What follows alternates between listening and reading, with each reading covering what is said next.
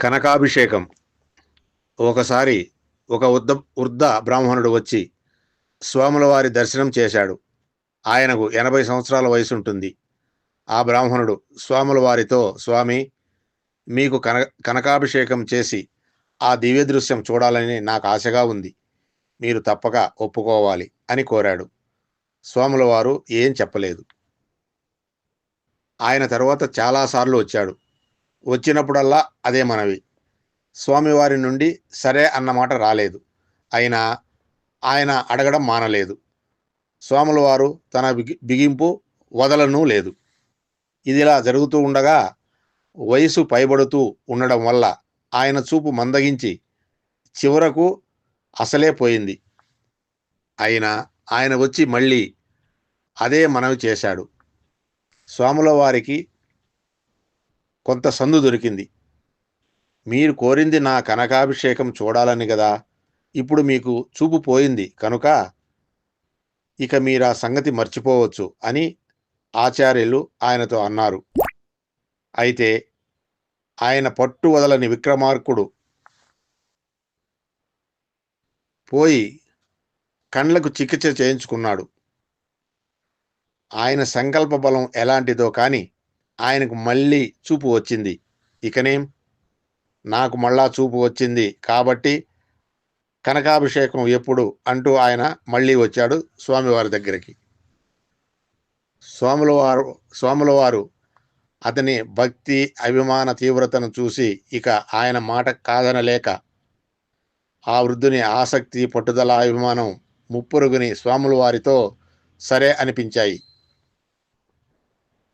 ఈ కనకాభిషేకం చేయించుకోవడానికి తనకే విధమైన యోగ్యత లేదని స్వాముల వారు చెప్పడంలో ఆయన నమ్రత కనిపిస్తుంది.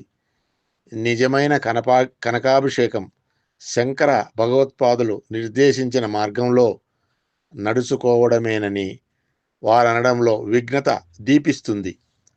ఆ అర్థంలో మనమందరం నిత్యం కనకాభిషేకం చేసుకోవాలని కోరడంలో ఆయనకు మనందరిపై గల కరుణ వెల్లడవుతుంది. అపార కరుణాసింధు జ్ఞానానందం శాంతరూపిణం శ్రీ చంద్రశేఖర గురుం ప్రణమామి ముదావహం. సాక్షాత్కారం. ఒకసారి సోముల వారు చెంగల్పట్టులో ఉండగా ఆయనను పాల్ బ్రంటన్ వచ్చి దర్శించారు. ఆయన సుప్రసిద్ధ పత్రికా రచయిత. దర్శనం తరువాత కొంతసేపు స్వాముల వారితో మాట్లాడి ఆయన మద్రాసుకు వెళ్ళిపోయారు. ఆ రోజు రాత్రి ఆయన బసలో ఒక దివ్యానుభూతి కలిగింది. ఒక రాత్రి వేళ ఆయనకు అకస్మాత్తుగా మెలకువ వచ్చింది. గది అంతా చీకటి, అందులో ఏదో వెలుగు గోచరించింది. ఆ వెలుగులో ఎదురుగా పరమాచార్య కనిపించారు. స్పష్టంగా, ఏ పొరపాటుకు అవకాశం లేని విధంగా పరమాచార్య ముఖం, దేహం అన్నీ ఎదురుగా కనిపిస్తున్నాయి. ఆయనను చెంగల్పట్టణంలో వదిలి వచ్చేశాను కదా, మళ్ళీ ఇక్కడికి ఎలా వచ్చారు అని బ్రంటన్ ఇది ఏదో భ్రమ అని గట్టిగా కళ్ళు మూసుకున్నారు. అయినా ఆ దృశ్యం అలాగే కళ్ళు తెరిచి చూస్తున్నంత స్పష్టంగా కనిపిస్తూనే ఉంది. ఆచార్యుల ముఖం చూస్తే దివ్యానుభూతి కలిగించేదే కానీ ఏదో దయ్యాన్ని చూసినట్లుగా ఆయన కనిపించలేదు.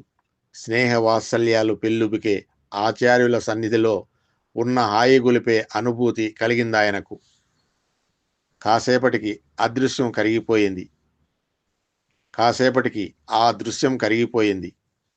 అయితే ఆ అనుభూతితో మనసంతా ఉత్సాహంతో, ఉద్వేగంతో నిండిపోయింది.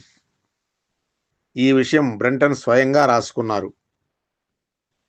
కంచికామకోటి పీఠంలో గల చంద్రమౌళీశ్వరులే శంకరుల కైలాసం నుంచి తెచ్చిన 5 స్ఫటిక లింగాలలోని యోగలింగం. స్ఫటికలింగం పరబ్రహ్మానికి చిహ్నం.